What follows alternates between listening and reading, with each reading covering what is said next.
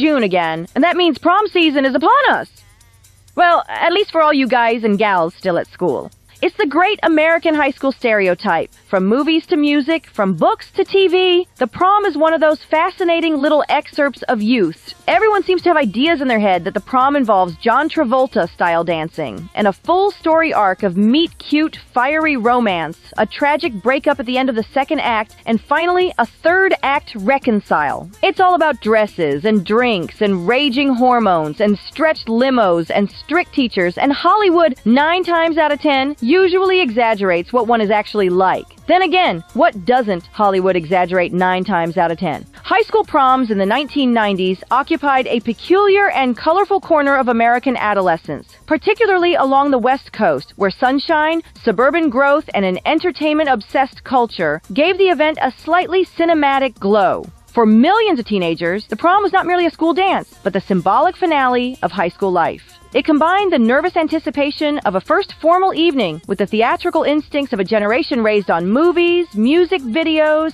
and glossy teen magazines. For one night each spring, ordinary students stepped briefly into a world of rented tuxedos, shimmering dresses, and carefully rehearsed romance, all under the watchful eyes of teachers and the distant approval of parents waiting at home with cameras. The prom itself had a longer history than many of the teenagers attending it realized. The tradition gradually evolved from college social gatherings in the late 19th century, when students at universities such as Amherst and Smith described attending what they called a promenade, a polite dance event meant to mimic the etiquette and elegance of high society balls. In those early decades, the term prom did not yet carry the weight it would later acquire. It was simply a formal dance, an evening of polite conversation and music for young adults navigating the complicated rituals of social life.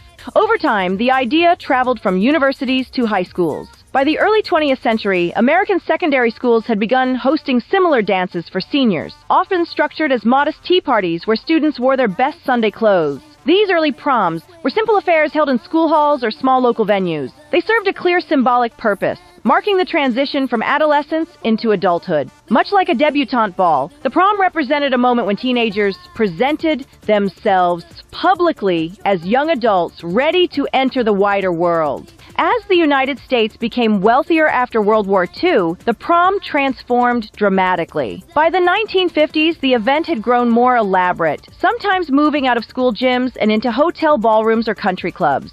Competition quietly developed between schools and between students themselves. Who had the most stylish dress? Who arrived in the most impressive car? Who would be crowned prom queen? The prom court became an important part of the ritual, with students voting for a king and queen whose popularity reflected both social standing and participation in school life.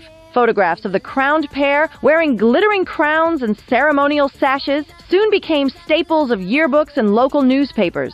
By the time the 1990s arrived, the prom had already matured into one of the defining cultural rituals of American high school life. It carried echoes of its older traditions, but also reflected the decade's distinctive mixture of casualness and spectacle. The typical West Coast prom of the 1990s unfolded as a carefully choreographed sequence of events that began long before the first song played. Preparation often started weeks in advance. Students arranged dates, sometimes nervously, sometimes with surprising boldness. Although elaborate promposals would not become common until the age of social media, the invitations still carried emotional weight. Boys traditionally asked girls to attend, though many students also went in groups of friends or attended without dates. The question itself was often delivered with a mixture of awkward courage and teenage optimism.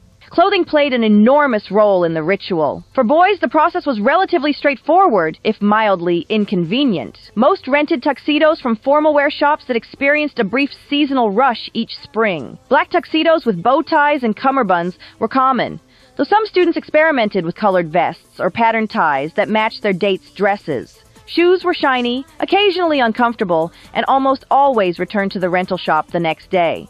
Girls faced a more elaborate preparation ritual. Dresses were selected weeks or months in advance, sometimes after long expeditions through department stores or shopping malls. Evening gowns ranged from sleek satin dresses to glittering creations decorated with sequins, beads, or lace.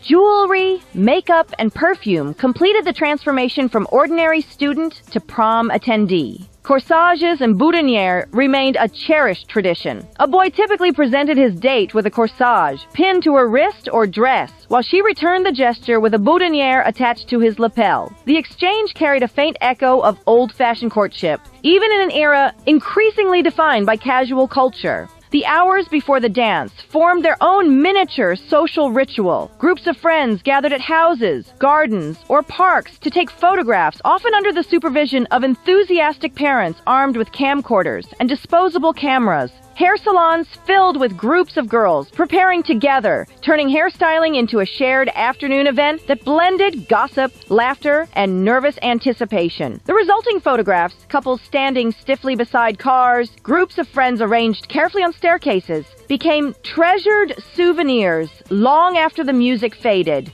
Transportation added another layer of excitement. While some students simply drove themselves or rode with friends in freshly washed family cars, others pooled money to rent limousines. On the West Coast, especially in cities like Los Angeles or San Jose, arriving at prom in a stretch limousine carried a certain Hollywood flair. The vehicle itself became part of the evening's mythology, packed with teenagers who alternated between posing for photos and attempting to look effortlessly sophisticated. The venue itself often reflected the growing ambition of late 20th century proms. While some schools still hosted dances in decorated gymnasiums, many West Coast schools rented hotel ballrooms, banquet halls, or event spaces more commonly used for weddings. These locations allowed for elaborate decorations that followed yearly themes. Prom themes ranged from romantic cliches such as a night to remember, well, not that night to remember, or under the stars, to more imaginative designs inspired by Hollywood, tropical beaches, or distant galaxies. Ballrooms might be filled with balloons, fabric drapery, glittering lights, and cardboard arches designed to transform an ordinary space into a temporary fantasy. Music provided the emotional backbone of the evening. By the 1990s, most proms relied on DJs rather than live bands, though some schools still hired small groups to perform. The playlist typically reflected the popular music of the moment. Slow dances featured emotional ballads from artists like Boyz II Men or Whitney Houston, while faster songs pulled from pop, hip-hop, and dance hits that dominated radio stations of the era. Teenagers who spent most of the school year listening to grunge or alternative rock often found themselves swaying awkwardly to romantic, slow songs simply because that was what prom demanded. I suppose it's a good thing music was supervised. If you went to my school, I don't think you could trust that the guys playing the live band wouldn't start jamming to Killing in the Name Of, because they were all a bunch of sarcastic ne'er-do-wells. Not exactly matching the tone, I think, huh? Food and drink were usually included as part of the ticket price. The meal rarely achieved culinary greatness, but it served its purpose. Hotel kitchens produced buffet spreads or plated dinners consisting of familiar banquet staples: chicken, pasta, salad, rolls, and cake. Soft drinks and punch were standard. Alcohol was restricted or prohibited at the official event, or at least it should have been, but I'll get to that later. And chaperones, usually teachers and administrators, circulated quietly around the room, attempting to maintain an atmosphere that balanced celebration with supervision. The highlight of the evening often came with the announcement of the prom court. Students had previously voted for classmates to serve as prom king and queen, sometimes joined by princes and princesses in the court. When the winners were announced, applause filled the ballroom as the crowned pair stepped forward to receive their symbolic honors. The moment carried equal parts sincerity and theatricality. For some students, it represented a triumph of popularity. For others, it simply added another memorable detail to an already unusual night. Yet the official dance was only part of the story. After the prom ended, the evening frequently continued elsewhere. Some schools organized supervised post-prom events on campus, featuring games or entertainment designed to keep students safe. In many communities, however, the real celebrations unfolded at private gatherings, restaurants, or hotel rooms rented by groups of friends. These after-parties varied widely in tone, from quiet late-night conversations to energetic gatherings that lasted until sunrise. For teenagers who had spent years sharing classrooms and hallways, the after-prom carried the bittersweet feeling that high school life was beginning to dissolve. Now, I could bring up some of the stereotypes, the whole Carrie, Grease, American Pie, Back to the Future thing, but like I said earlier, Hollywood has probably never got a prom atmosphere right, with the exception of a few occasions. Proms were curated, but they were more often than not messy, and they never, ever, ever stuck to the perceived norm. I mean, it didn't usually descend into complete anarchy like you see in films or TV. The whole place didn't collapse in a big mass of explosions and insanity, and there weren't any over-the-top impromptu dance-offs between the two preppy girls that ended in a shower of fireworks. But there were glimpses of the reality of student life that would slice through the carefully organized and curated image associated with the stereotypical prom. As an example, if you took a walk through the back rooms of the hotel, you might find two of your classmates freaking out with each other on a table or against a doorframe in some empty conference room. And if you went into the hotel's garden, you'd probably encounter the secret gay couple of the class walking around trying to find a good hiding spot to make out because the secret lesbian couple of the class had already bagged the better spot. For instance, at my brother's prom in 2001, two boys were caught getting romantic with each other and got sent home by the teachers after a lot of heckling from their classmates, which was kind of sad, but that's what it was like back then, I guess. However, for my own experiences, I had two proms that I attended personally. One when I was 17 in 1994, and the other when I was 18 in 1995, and both could not have been more different from the other. The junior prom in 11th grade took place at the hired ballroom of what is now the Marriott Waterfront, near the airport, because our school had a propensity to go cheap on the junior prom. From the very start, things went very wrong, very quickly. At the time, monitoring the alcohol consumption of the students was a little hit and miss, and for that year, it was definitely in the miss category. A notorious loudmouth boy in our grade had invited as many friends as possible over to his house for a pre-drink session from around 4 p.m., which meant by the time the prom started at 7:30, they were already very drunk. At the same time, another boy smuggled in several bottles of vodka and emptied them into the punch while the teachers and staff weren't looking. The alcohol limit at the venue was 2 alcoholic drinks per person for the entire night. But given the fact that most of the kids attending were already drunk by the time they arrived, let's just say that rule was rendered completely null and void. So, into this disastrous mix came Erica, Melissa, myself, and a few other friends. Erica had come over to my place to get dressed and made up, while Melissa and a few of her friends from the cheerleading squad got themselves dolled up at her place. Jointly, our parents pooled together some money and hired us a limo, a really nice Cadillac, and after picking Melissa and her groupies up first, they came over to my place and picked us up before we headed down to the Marriott. I was wearing a bright royal purple dress with a V-shaped neckline and short puff sleeves that flowed into a knee-length skirt that I had bought with my mom from Macy's Union Square. Erica, on the other hand, wore a long black evening dress with a sleek, elegant silhouette. From what I remember, it had thin spaghetti straps and a softly draped neckline in a gentle V shape, with a skirt that fell straight to the floor. Erica wanted to show her legs, but because her family were very strict in their Jewish faith, she had to keep them begrudgingly covered. And I remember her constantly commenting on the fact that I got to show off my legs while she couldn't. Not that my legs are, or were, anything to look at. Anyway, we arrived at the hotel, and at first, things were calm, but it quickly became evident that our fellow classmates were seriously inebriated. By 9 p.m., the whole event was falling apart. Tables were being knocked over, people were dancing around like mad and collapsing to the floor. 2 boys got into a really loud argument that nearly came to fists, and the teachers were completely powerless to stop them. Meanwhile, some of our friends, who had drunk the punch, started feeling really ill because of the vodka they didn't know was in it. One girl ended up vomiting all over her nice dress, which we had to help clean in the ladies' bathroom. In the end, Erica and I just got tired of the mess they'd made, and before 10 p.m., we hired a taxi from the lobby and went home. Melissa and her friends stayed on for a little while longer, as we think she hoped, vainly as it happened, that things might pick up, but as it turned out, the party just got sillier and sillier, to the point that they ended up becoming downright dangerous. According to her, when we all met up the following Monday at school, one of the boys got so drunk that he wandered outside, found a hole in a chain-link fence, and was soon stumbling around the shoulder of the Bayshore Freeway, a few blocks away, forcing some of the slightly more sober boys to get out onto the tarmac themselves in order to get him back before he became the new and very squishy hood ornament for someone's Buick Regal.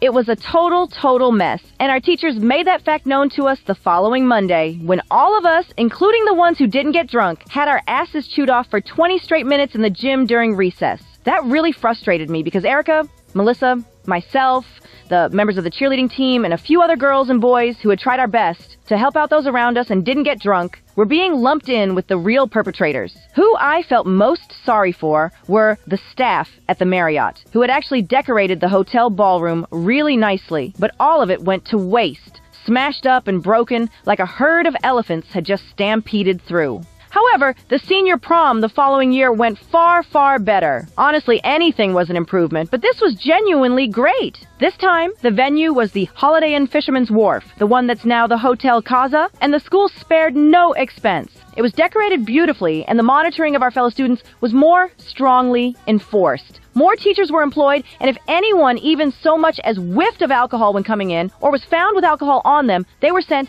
straight home.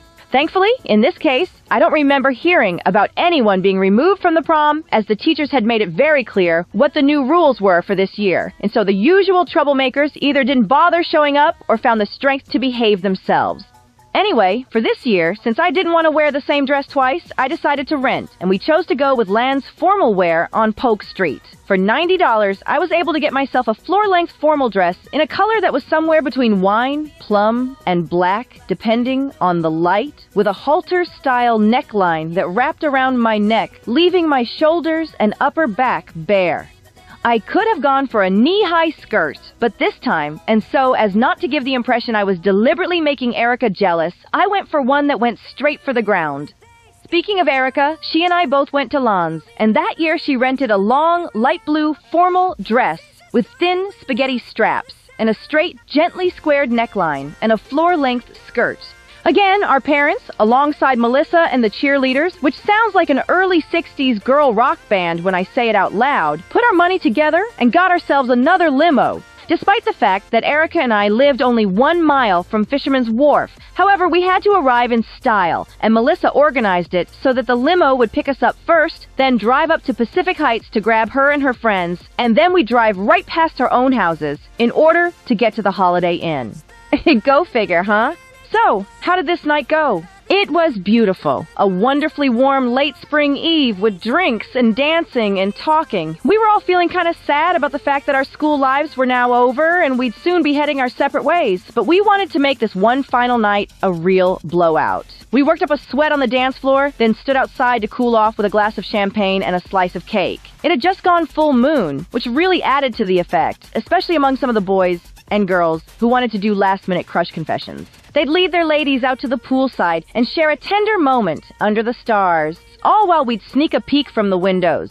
Sadly, I got no confessions of love from any boys myself, but honestly, with my voice and what passes for hair on my head, you can probably see why no boys could imagine themselves waking up next to me for the rest of their lives. Har, har, har. Anyway, I digress, as I so often do. The party eventually wrapped up around midnight, and Erica and I got ourselves a taxi home to Avila Street. Since it was kinda late, I invited Erica to spend the night with me. Not that kind of spending the night, you filthy animals. And we tried sneaking in, but my mom had decided to wait up, and after she asked us how it all went, and after I asked if it was okay for Erica to spend the night, she helped us get out of our dresses, packing them away for return to the rental shop. We got the airbed inflated, Erica slept in her undies, and finally, at after 1 a.m., we managed to get to bed, but my mind was buzzing with so many wonderful thoughts that I just couldn't sleep, and I ended up staying awake all night long, watching the sun rise around 6 a.m.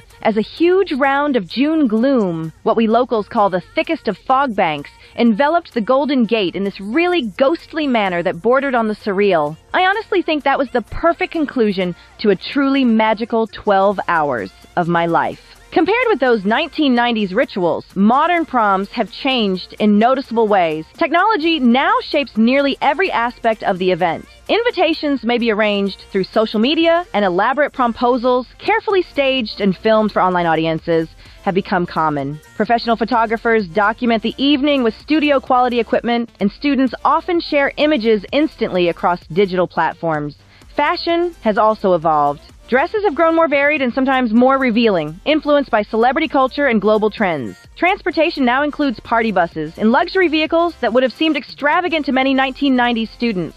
Modern pre-prom celebrations have also expanded into full-scale productions known as champagne parties or send-offs. Families host elaborate gatherings before the dance, complete with decorations, music, and red carpet entrances. These celebrations reflect the increasing commercialization of the prom experience, which has grown into a multi-billion-dollar industry involving clothing, beauty services, transportation, photography, and event planning. Despite these changes, the underlying purpose of prom remains remarkably consistent. It continues to mark the closing chapter of high school life and the uncertain beginning of adulthood. The details evolve with each generation, but the emotional core stays the same. Anticipation, nervous excitement, and the awareness that something important is ending.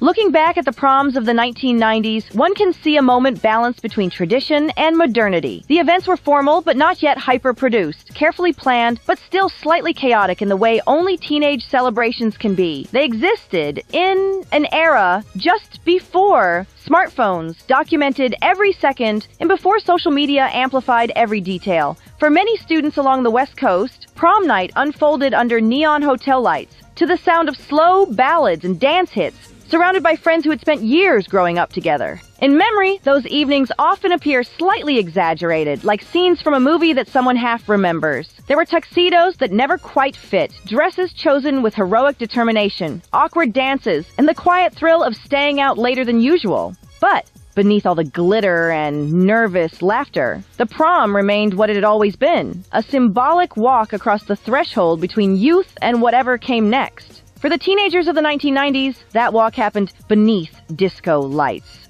to the echo of pop music, and in the company of classmates who, for one night at least, believed they were stepping into the future together. Come along, let's sing, where the joy will bring. Tune into the beat, feel the magic, it's true. Channel 199 X, we're here just for you.